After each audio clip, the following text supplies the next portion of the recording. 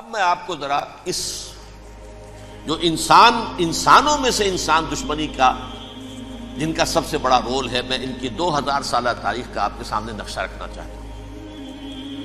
ان 1400 سال کا تو میں نے صرف 4 آپ کو پوائنٹس بتائے۔ موسیٰ سے عیسیٰ تک 1400 برس علیہ الصلوۃ والسلام، 2 مرتبہ عروج، 2 مرتبہ زوال، اشیریوں کے ہاتھوں پٹوائی، بابلیوں کے ہاتھوں پٹانا، گریکس کے ہاتھوں مرمت، رومنز کے ہاتھوں مرمت۔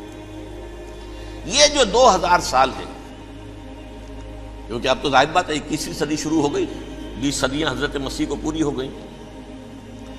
پہلی بات نوٹ کیجئے، حضرت مسیح کی پیدائش ہے سن 1 قبل مسیح۔ یہ نقطہ آپ نے کبھی سنا ہے یا نہیں؟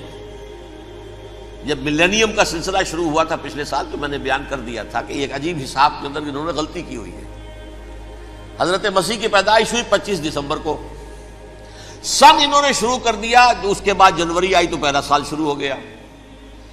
اگر جنوری سے پہلا سال شروع ہوا تو یہ 6 دن جو ہے تو اس کے پچھلے سال میں تھے، لہذا کہا جائے گا کہ Jesus Christ was born 1 year before Christ, BC۔ تو 1 قبل مسیح میں حضرت مسیح کی پیدائش ہوئی۔ یہ آخری اسرائیلی نبی اور رسول۔ یہودی علماء کی مخالفت، دشمنی، سولی پر چڑھوا دینا میں بیان کر چکا ہوں۔ سن 33 عیسوی میں، جبکہ حضرت مسیح کی عمر 33 برس تھی، اللہ تعالیٰ نے انہیں زندہ آسمان پر اٹھا لیا، لیکن یہودیوں نے اپنے خیال کے مطابق انہیں سولی پر چڑھوا دیا، ان کی موت واقع ہو گئی۔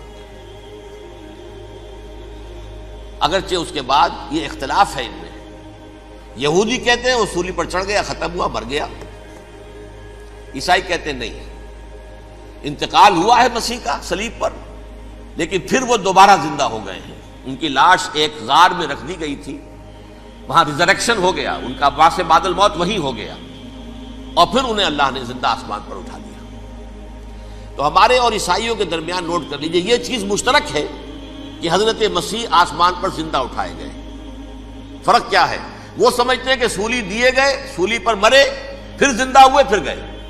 ہم سمجھتے ہیں کہ نہیں، وما صلبوہ وما قتلوہ، انہوں نے نہ صلیب دے سکے انہیں اور نہ انہیں قتل کر سکے، بل رفع اللہ الیہ، اللہ نے اٹھا لیا۔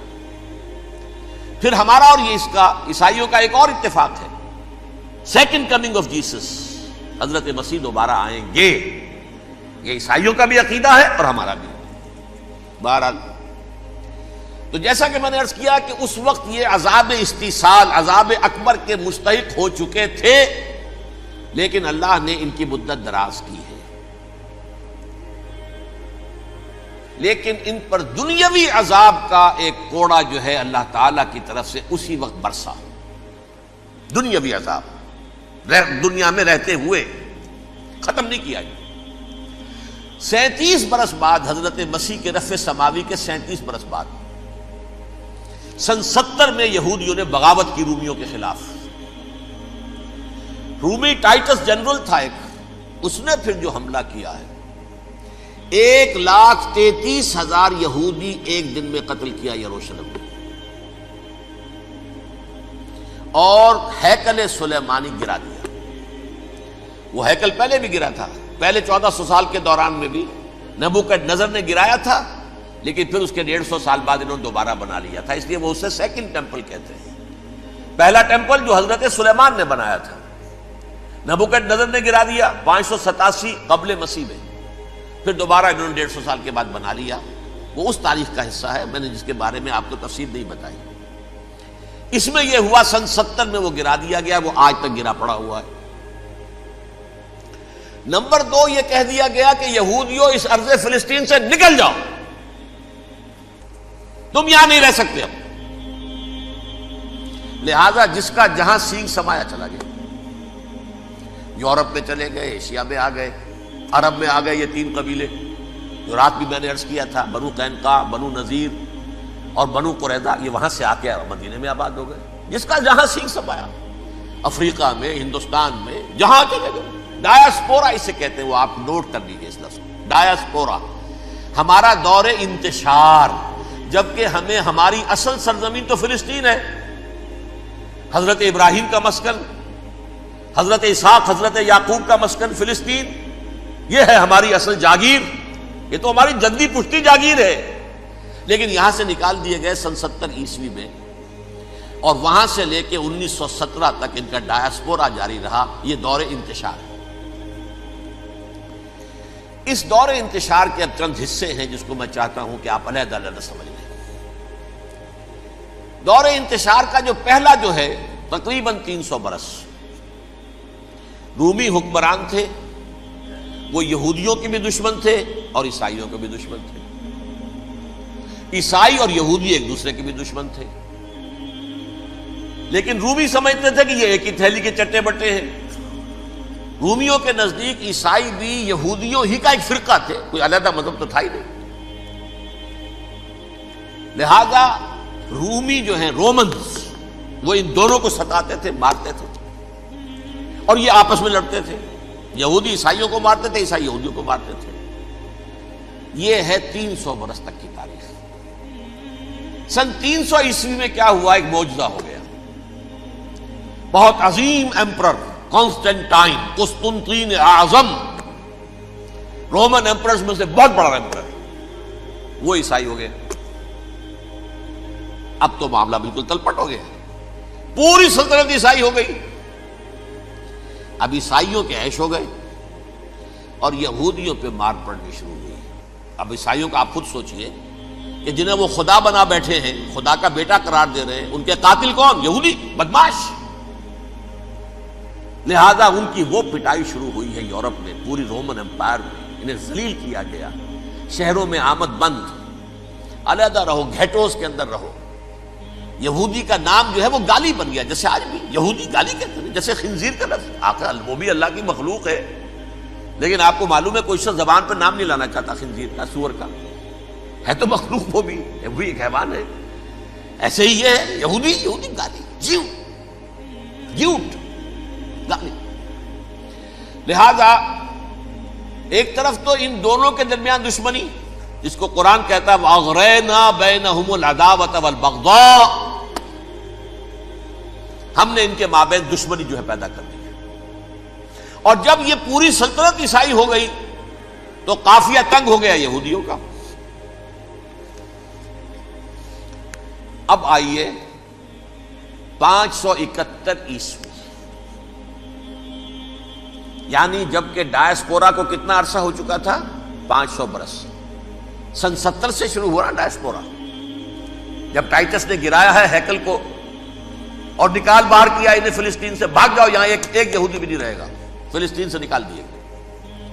اس کے پورے 500 برس بعد سن 571 عیسوی میں حضور کی پیدائش ہوئی، ولادت با سعادت محمد رسول اللہ صلی اللہ علیہ وسلم۔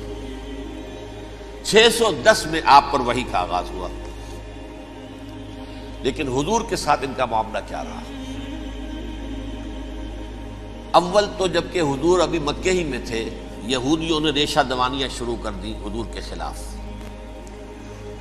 قریش مکہ کو سکھاتے تھے، پڑھاتے تھے، ان سے یہ پوچھو، ان سے یہ پوچھو، انہیں اس طرح تنگ کرو، ان سے یہ امتحان لو، یہ آپ کے علم میں ہے۔ سورہ بنی اسرائیل میں، سورہ کہف میں وہ سوالات، جو امتحانی سوالات آئے تھے، ذوالقرنین کون تھا، اصحاب کہف کون تھے، تم رسول بنے پھرتے ہو تو بتاؤ، اور یہ روح کی حقیقت کیا بتاؤ۔ یہ ساری ریشہ دوانیاں کر رہے تھے بیٹھے ہوئے، ابھی وہیں پر حضور ابھی پہنچے بھی نہیں۔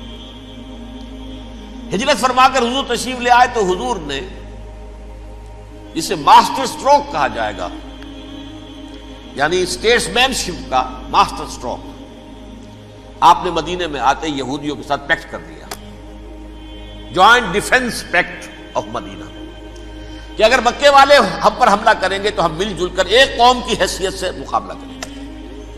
یہ میثاق مدینہ کہلاتا ہے، جس کے بہت غلط معنی پہنائے جا رہے ہیں آج کل۔ بہرحال میں موضوع میرا چونکہ یہ نہیں، میں ادھر نہیں جاؤں گا، لیکن ہوا کیا؟ ہر مرتبہ یہ خیانت کے مرتکب ہوئے، ان نے جو عہد کیے تھے ان سے پھرے، اندر ہی اندر سازش، ریشہ دوانی، حضور کی بدترین دشمنی۔ سورہ نساء کی آیت نمبر 12 میں 13 میں فرمایا ہے لا تزال تطلع علی خائنۃ منہم، اے نبی ہمیشہ آپ کے علم میں ان کی طرف سے خیانتیں، بددیانتیاں آتی رہیں گی. اور بار بار وہ مسلسل جنگ کی آگ بھڑکاتے تھے. قریش کو دعوت دیتے، آؤ آؤ آؤ ہم اندر سے بغاوت کر دیں گے، تم آؤ تو صحیح، ختم کریں محمد کو اور اہل ایمان کو صلی اللہ علیہ وسلم رضی اللہ تعالی عنہم اجمعین. لیکن پھر جب وہ آتے تھے تو یہ دبک جاتے تھے، ان میں ہمت نہیں تھی. میدان کے مرد نہیں رہے تھے. یہ سورہ حشر میں ان کا نقشہ کھینچا گیا ہے. کھلے میدان میں مقابلے کی اس کے اندر صلاحیت ہی نہیں. یہ تو فصیلوں کے پیچھے سے، جیسے عورتیں کہیں دیہات میں لڑائی ہوتی ہے تو مرد جو ہے گلیوں میں لڑتے ہیں، عورتیں اوپر سے پتھر پھینکتی ہیں، بس وہ کام یہ کر سکتے تھے. من ورائے جدر، فصیلوں کے پیچھے سے، جنگ میں میدان میں نہیں آ سکتے. بہرحال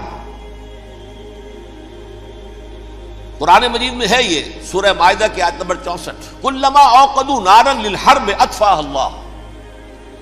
اکثر و بیشتر مواقع پر تو یہ جب آگ بھڑکاتے تھے جنگ کی، اللہ اسے بجھا دیتا تھا. لیکن بہرحال اس کے باوجود جنگیں ہوئی، غزوہ بدر، غزوہ احد ہوئی کہ نہیں؟ یہ ساری اس اصل شرارت ہوئی. اور اس کے نتیجے میں حضور نے پھر ایک ایک کر کے 3 قبیلوں کو سزا دی. غزوہ بدر کے فوراً بعد بنو قینقاع نکالے گئے مدینے سے، غزوہ احد کے فوراً بعد بنو نذیر نکالے گئے، اور غزوہ احزاب کے بعد بنو قریظہ نکال دیے گئے. یہ تو میں نے آپ کے سامنے رکھ دیا صرف حضور کے زمانے میں ان کا کیا رویہ رہا. دشمن، رات بھی ہم نے وہ آیت پڑھی تھی، لَتَجِدَنَّ أَشَدَّ النَّاسِ عَدَاوَةً لِلَّذِينَ آمَنُوا الْيَهُودُ وَالَّذِينَ أَشْرَكُوا. اہل ایمان کی دشمنی میں شدید ترین تم پاؤ گے یہودیوں کو اور مشرکین. مشرکین بھی بعد میں ہے، پہلے یہودی. حضور کے بعد کیا ہوا اب یہ نوٹ کیجئے. یہ ان کی تاریخ کا دوسرا دور. حضرت عمر رضی اللہ تعالیٰ عنہ قائد خلافت ہے. بیت المقدس کا محاصرہ کیا گیا، فصیل بڑی اونچی، شہر اندر سے سیلف سفیشینٹ، حملے کا راستہ کوئی نہیں. محاصرہ طول کھینچ رہا ہے لیکن ان کے پاس رسد بھی موجود ہے، پانی بھی موجود ہے، وہ دروازے بند کر کے بیٹھے ہوئے ہیں. بالآخر اللہ تعالیٰ کی مشیت کا ظہور کیسے ہوا؟ ان کے کچھ علماء آئے فصیل پر، کہا دیکھو مسلمانوں، تم قیامت تک بھی یہاں پڑے رہو گے محاصرہ کر کے، ہمارا یہ شہر فتح نہیں ہوگا. ہاں ایک درویش بادشاہ کے ہاتھوں یہ شہر فتح ہونا ہے، لیکن تمہارے اندر ہمیں وہ نظر نہیں آ رہا. ابو عبیدہ بن الجراح رضی اللہ تعالی عنہ، امین هذه الامہ، ان کا فوراً ذہن گیا وہ درویش بادشاہ مدینے میں بیٹھا ہوا ہے عمر رضی اللہ تعالی. اب ایک اور عمر بھی ہے جو قندھار میں بیٹھا ہے. نقشہ وہی ہے، سادگی کی حد تک نقشہ وہی ہے، بالکل وہی، اپنی آنکھوں سے دیکھا ہے وہی سادگی. عمر اول، عمر ثانی تھے عمر بن عبد العزیز. اب ایک اللہ کے فضل سے اللہ تعالیٰ ایدہ اللہ بنصرتہ، اللہ تعالیٰ ان کی نصرت فرمائے، دشمنوں کو ان کے مقابلے میں نیست و نابود کرے. انہوں نے ریکویسٹ بھیج دی کہ حضور تشریف لائیے، یہ شہر فتح ہو جائے گا. وہ ہے سفر تاریخی، اتنا طویل سفر، تقریباً 700 میل، ایک اونٹ، ایک خادم، ایک منزل پہ امیر المومنین اوپر بیٹھے، خادم آگے چل رہا ہے، اگلی منزل پہ خادم اوپر بیٹھا ہے، امیر المومنین آگے جا رہے ہیں. اور جب پہنچے ہیں تو وہ باری تھی خادم کی. انہوں نے ہاتھ جوڑ دیا، حضور خدا کے لیے تم کیا کہیں گے لوگ، وہ میرا برا حال کر دیں گے، تمہیں شرم نہیں آئی؟ امیر المومنین پیدل آگے چل رہے ہیں نکیل پکڑ کر، اور تم بیٹھے ہو اوپر براجمان ہو. حضرت عمر فرمایا الدور دورک، نہیں باری تمہاری ہے، بیٹھ. اس حال میں پہنچے ہیں. اور پھر یہ کہ ابو عبیدہ بن الجراح آئے ہیں، استقبال کیا ہے تو دیکھا ہے اس حال میں چلے آ رہے ہیں. عمر نکیل پکڑے ہوئے چلے آ رہے ہیں، اور کہتے ہیں کہ کہیں کیچڑ ویچڑ تھا، جوتے خراب ہو گئے تھے، وہ بھی اتار کے ہاتھ میں پکڑے ہوئے، کپڑے تو تھے ہی پھٹے ہوئے. انہوں نے کہا بھی حضرت ابو عبیدہ نے، دیکھیے یہ بڑا متمدن ملک ہے، بڑا مہذب علاقہ ہے یہ، آپ ذرا حلیہ اپنا درست فرما لیں تب جا کے پیش ہم آپ کو کریں گے. آپ نے فرمایا نحن قوم اعزنا اللہ بالاسلام ہم وہ قوم ہیں جنہیں اللہ نے عزت دی ہے اسلام کے ذریعے سے، کپڑوں کے ذریعے سے نہیں، دولت کے ذریعے سے نہیں۔ اسی حال میں گئے ہیں، اوپر سے انہوں نے کھڑے ہو کر نشانیاں دیکھی ہیں، اپنی کتابیں کھولی، ہاں یہ وہی ہے، اچھا لو جی سرنڈر، شہر تمہارے ہاتھ میں۔ خون کا ایک قطرہ نہیں بہا اور بیت المقدس فتح ہو گیا۔ لیکن اس وقت حضرت عمر نے ایک نرمی یہ کی کہ یہودیوں کے لیے بھی اسے اوپن سٹی قرار دے دیا۔ یہ احسان عظیم حضرت عمر کا، اس سے پہلے یہودی آ ہی نہیں سکتا تھا، داخل ہی نہیں ہو سکتا تھا، وہاں وہ آ کر وزٹ نہیں کر سکتا تھا، زیارت نہیں کر سکتا تھا اپنے مقدس مقامات کی۔ حضرت عمر نے یوں سمجھیے کہ تقریباً 550 برس کے بعد ان کے لیے راستہ کھولا ہے کہ ہاں تم آ سکتے ہو، زیارت کر سکتے ہو۔ لیکن یہ عیسائیوں نے لکھوایا معاہدے کے اندر، انہیں یہاں آپ آباد ہونے کی اجازت نہیں دیں گے، لیکن کم وزٹ دی پلیسز، دیکھیں زیارتیں کریں اور جائیں۔ یہ معاہدہ حضرت عمر کا ہے رضی اللہ تعالیٰ، جو پھر خلافت راشدہ کے بعد بنو امیہ نے بھی اس کو آنر کیا، بنو عباس نے کیا۔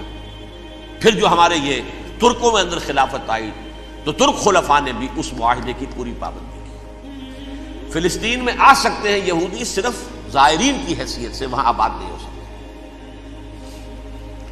اب آئیے اگلا دور آیا حضرت عثمان کا دور خلافت۔ یہ ہے وہ وقت کہ اب یہود نے امت مسلمہ کی پیٹھ میں چھرا گھونپا۔ وہ کیسے؟ ایک یہودی عبداللہ ابن سبا اسلام کا لبادہ اوڑھ کر آ گیا، معاشرے کا جائزہ لے لیا، ان میں بنو ہاشم اور بنو امیہ میں جو پرانی کشاکش تھی اس کے کچھ نہ کچھ جراثیم باقی ہیں، اگر ان کو ذرا بھڑکا دے تو مسلمانوں میں انتشار پیدا ہوگا۔ کہا یہ عثمان کون ہے؟ یہ تو بنو امیہ میں سے ہے، یہ حق تو بنو ہاشم کا ہے، خلافت ان کے پاس ہونی چاہیے، محمد کے تو رشتہ دار وہ ہیں صلی اللہ علیہ وسلم۔ عوام الناس کے اندر بات پھیلنی شروع ہوئی۔ پھر ایک بڑی سازش کے انداز میں حضرت عثمان کے خلاف پروپیگنڈا، حضرت عثمان کے جو عاملین تھے، گورنر تھے، ان کے خلاف پروپیگنڈا، اور ایسی ہوشیاری کرتے تھے کہ کوفے میں کوفے کے حاکم کے خلاف کچھ نہیں کہنا، اجی مصر میں یہ ہو رہا ہے، اجی شام میں یہ ہو رہا ہے، اجی یہ جو عثمان ہے وہ یہ کر رہا ہے، یہ ظلم ہو رہا ہے، یہ لوٹ مار ہو رہی ہے، یہ خیانتیں ہو رہی ہیں۔ اب نہ تو اس زمانے میں مینز آف کمیونیکیشن، کیسے تصدیق کریں؟ افواہیں تو آپ آج کراچی کے اندر شروع ہو جائے تو پتہ نہیں چل سکتا کسی کو کہ کیا اس میں صداقت ہے کیا جھوٹ ہے، اور بری بات جو ہے فطرت انسانی کی کمزوری ہے وہ فوراً قبول کرتا ہے، کسی کے بارے میں اچھی بات ماننے کو تیار نہیں ہوتا، لیکن بری بات تو فوراً تیار۔ بہرحال یہ فتنہ انہوں نے اٹھایا، حضرت علی کی الوہیت کا فتنہ اٹھایا، حضرت عثمان کے خلاف الفتنۃ الکبریٰ برپا کیا، حضرت عثمان شہید ہوئے۔ اس کے بعد 5 برس تک مسلمان ایک دوسرے کی گردنیں کاٹتے رہے، باہمی خانہ جنگی ہوئی، امت کو وہ زخم لگایا ہے جو آج تک جس سے خون رس رہا ہے۔ یہ شیعان عثمان اور شیعان علی تھے جو بعد میں پھر سنی اور شیعہ ہو، اور آج تک فتنہ کس نے جگایا؟ ایک عبداللہ ابن سبا یہودی اور اس کے کارندے، شیطان کا ایجنٹ، اور انسانوں میں سے بھی اس کے جو بھی حواریین تھے اور شیطانوں کے اندر سے بھی تھے، انہوں نے بھی اس آگ کو بھڑکایا۔ یہ آپ سوچ لیجئے کہ یہ کس نے وہ زخم لگایا؟ یہودی۔ اگلا دور آیا، خلافت راشدہ ختم ہوئی، بنو امیہ کا بھی دور کافی گزر گیا۔ طارق ابن زیاد 712 عیسوی میں حملہ کرتے ہیں اسپین پر۔ اسپین اس وقت عیسائیت کا بہت بڑا گڑھ، بڑے کٹر ترین عیسائی جو ہے وہ اسپین میں تھے، لہذا یہودیوں کی وہاں بہت پٹائی ہوتی تھی، یہ میں بتا چکا ہوں، دشمنی تھی ان کی تو چلی آ رہی تھی عیسائیوں کے ہاتھوں یہودیوں کی، وہ تو سن 300 عیسوی سے ایمپرر کانسٹنٹائن کے بعد سے شروع ہو گئی تھی۔ اس حوالے سے یہودیوں نے اس وقت چالاکی یہ برتی، کچھ راستے واسطے بتائے، کچھ مدد کی طارق ابن زیاد کی۔ طارق ابن زیاد نے انہیں اپنا محسن سمجھا، ہسپانیہ فتح ہو گیا تو یہودی چونکہ محسنین کی فہرست میں آ چکے تھے، انہیں بہت اقتدار نصیب ہوا، بڑی سپورٹ مسلمانوں نے دی۔ ان کے بڑے بڑے علماء جو ہیں اسی دور کے اندر پیدا ہوئے، بڑے بڑے تھنکرز ان کے اسی دور میں پیدا ہوئے۔ بن گوریون جو کہ ایک وزیر اعظم تھا اسرائیل کا، اس نے یہ لکھا ہے اپنی کتاب میں، Muslim Spain was the golden era of our diaspora. وہ ڈائسپورا جو 70 عیسوی سے شروع ہوا تھا اور 1917 عیسوی تک جاری رہا ہے، اس میں سے گولڈن ایرا ہمارا جو تھا وہ مسلم اسپین تھا۔ ہسپانیہ میں بیٹھ کر ہم عیش کیے، لیکن وہاں سے انہوں نے اور جو کچھ کیا، یہ تو داستان کے بہت سے گوشے ہیں، لیکن میں جس اسٹریٹ لائن میں چل رہا ہوں اس کے اعتبار سے ایک بات سمجھ لیجیے، وہاں بیٹھ کر انہوں نے اب عیسائیت کی پیٹھ میں چھرا گھونپا، پروٹیسٹنٹ مذہب پیدا کیا، تقسیم کر دیا، جیسے شیعہ سنی کی تقسیم، عبداللہ ابن سبا، رومن کیتھولک اور پروٹیسٹنٹ کی تقسیم، یہودی علماء۔ ہوتا کیا تھا، ہسپانیہ کی یونیورسٹیاں ہیں، کارڈووا میں ہے، ٹولیڈو میں ہے، گریناڈا میں ہے، غرناطہ، قرطبہ، تولیتلا، اور وہاں آتے تھے لوگ، فرانس سے چلے آ رہے ہیں نوجوان پڑھنے کے لیے، جرمنی سے چلے آ رہے ہیں، اٹلی سے چلے آ رہے ہیں، 3 ہی ملک قریب ترین پڑھتے ہیں سینٹرل جو یورپ کے ہیں۔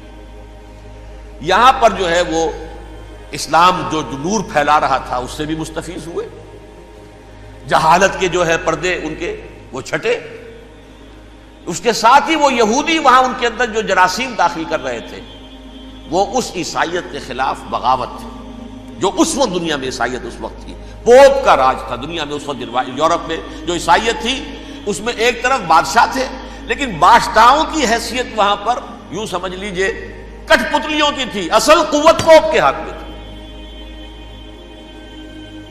اور پوپ کو انہوں نے جیسے قرآن نے کہا اتخذوا احبارهم ورهبانهم اربابا من دون اللہ، کیونکہ سینٹ پال نے شریعت موسوی ساقط کر دی تھی تو اب شریعت تھی ہی نہیں، پوپ کو اختیار تھا جس چیز کو چاہے حلال قرار دے دے، جس چیز کو چاہے حرام قرار دے دے۔ اتخذوا احبارهم ورهبانهم اربابا من دون اللہ۔ انہوں نے کہا صاحب یہ پوپ کس بلا کا نام ہے، یہ بھی انسان ہے، بات تو ٹھیک تھی نا، اصل حیثیت تو کتاب کی ہونی چاہیے، ڈیوائن بک، دی ریویلڈ اسکرپچر، لہذا یہ کتاب ہر شخص پڑھ سکتا ہے، کوئی پوپ کے باپ کو جو ہے کوئی اس کے لیے پروپرائٹری رائٹس تو نہیں ہے کہ صرف پوپ پڑھ سکتا ہے یا پادری پڑھ سکتے ہیں، ہم بھی پڑھ سکتے ہیں، ہم بھی سمجھ سکتے ہیں۔ یہ باتیں تھی کہ جن کو بڑھا چڑھا کر بیان کر کے اور پوپ کا اقتدار ختم کرا دیا اور توجہ مرکوز کر دی بائبل کی طرف۔ اب بائبل میں بڑا حصہ تو اولڈ ٹیسٹامنٹ کا ہے، نتیجہ کیا ہوا، یہود کی عظمت پروٹیسٹنٹس کے نزدیک مسلم ہو گئی۔ اصل قوم تو یہ ہے، وہ دشمنی بدلی کہ نہیں بدلی، موسیٰ کے امتی یہ ہے، تورات موسیٰ کو دی گئی، ابراہیم کی نسل یہ ہے، لہذا وہ جو دشمنی تھی، جو عداوت تھی کہ ہمارے خدا کو سوری چڑھانے والے ہیں یہ بدماش، اس کا ازالہ ہوا اس پروٹیسٹنٹ مذہب کے نتیجے میں۔ یہ میں اب آپ کو بتاتا ہوں کہ ایک نتیجہ وہ نکلا ہے جسے برٹرنڈ رسل نے بیان کیا ہے، اس کی کتاب ہے ان پریز آف آئیڈلنس، صفحہ 108۔ وہ لکھتا ہے the Christians retaining the Judaic belief in special revelation added to it the Roman desire for worldwide domination and the Greek taste for metaphysical subtleties.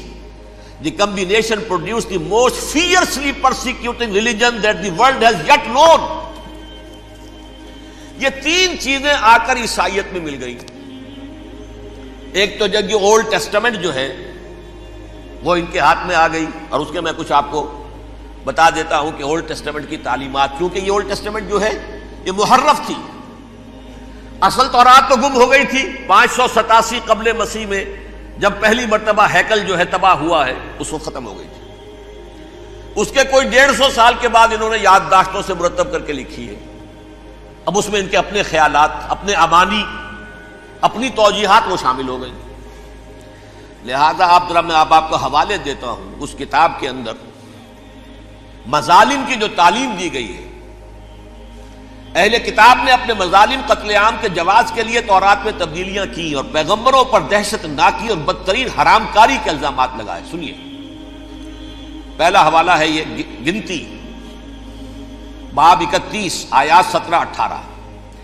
اس لیے ان بچوں میں جتنے لڑکے ہیں سب کو مار ڈالو، اور جتنی عورتیں مرد کا منہ دیکھ چکی ہیں ان کو بھی قتل کر ڈالو، لیکن ان لڑکیوں کو جو مرد سے واقف نہیں اور اچھوتی ہیں اپنے لیے زندہ رکھو. یہ کسی اللہ کی کتاب کا یہ جملہ ہو سکتا ہے؟ کسی ریویل بک کا؟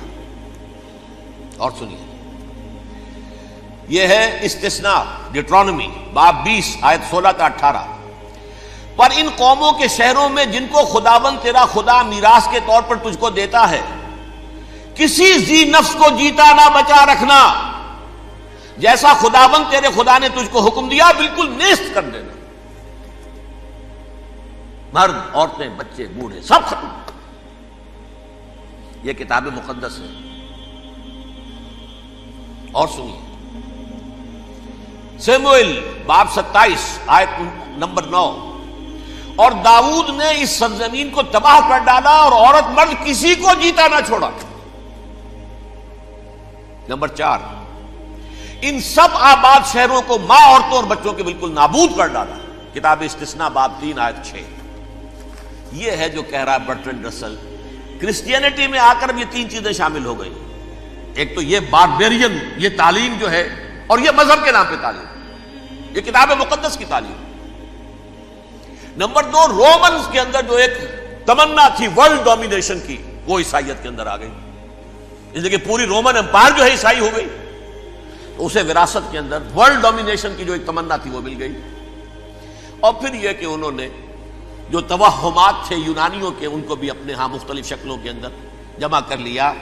ان 3 چیزوں کا the combination produced the most fiercely persecuting religion that the world has yet known. اس کے نتیجے میں دنیا میں تاریخ انسانیت کے اندر جو بدترین خوخار ترین مذہب ہو سکتا ہے وہ شکل عیسائیت نے اختیار کی. اور اس کا مظہر عتم کیا تھا؟ نوٹ کیجیے، صلیبی جنگیں. ایک بار ٹائم ٹیبل کے اعتبار سے نوٹ کر لیجئے گا. فرسٹ ملینیم ختم ہوا، سیکنڈ شروع ہوا. ان کے 1000 سال ختم ہوئے تو 11ویں صدی میں سیکنڈ ملینیم شروع ہوا، تو پہلی صلیبی جنگیں ہوئی. لاکھوں مسلمان قتل کیے. صرف یروشلم کے اندر اتنا خون بہایا ہے کہ خود ان کے ہسٹورینز لکھتے ہیں کہ جب ان صلیبیوں نے جب گھوڑوں کے ساتھ وہ چل رہے تھے گلیوں میں، تو ان کے گھوڑوں کے گھٹنوں تک خون کی ندی بہ رہی تھی. جہاں سے گزرے ختم کرتے چلے گئے، آبادیاں کی آبادیاں ختم کر. اگرچہ اس کروسیڈ میں گیہوں کے ساتھ گھن بھی پیسا، یہودی بھی بہت مارے گئے.